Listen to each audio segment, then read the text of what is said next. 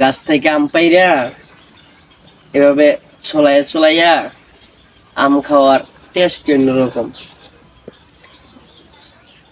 আপনাদের আম গাছ আসেনি?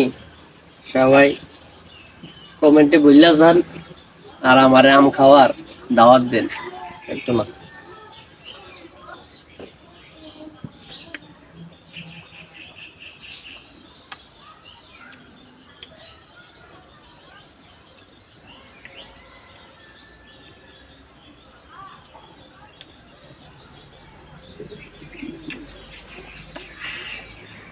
সেই মজা।